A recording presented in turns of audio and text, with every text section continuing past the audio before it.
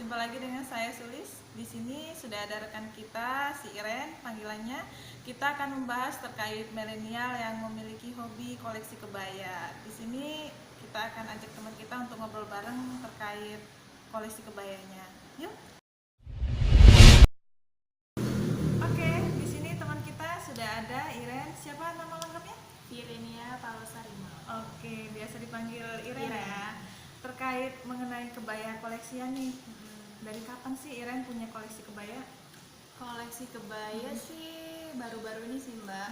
Karena kan kalau waktu kecil kan belum terlalu mikirin gimana sih mau buat kebaya gimana gitu. Jadi pas udah gede gitu, pas zaman-zaman kuliah, jadi baru tuh pengen udah ada pesta-pestaan, Oke. gitu, ada kondangan gitu kan kebaya. Jadi kebutuhan ya.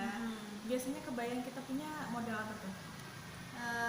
Kadang kebaya sama rok gitu, Yang tradisional gitu ya? tradisional, terus ada gaun kebaya gitu. Kebanyakan kita pakai di momen apa? Kadang kalau ada pestaan sih.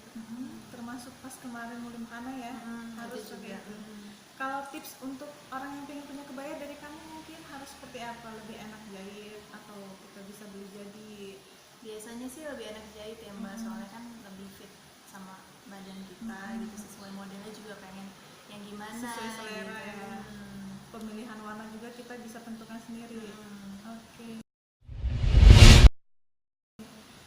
Demikian teman-teman obrolan kita dengan Iren terkait koleksi kebaya yang dia punya. Semoga bermanfaat untuk kalian. Jangan lupa subscribe channel kita di Tribun YouTube. Terima kasih.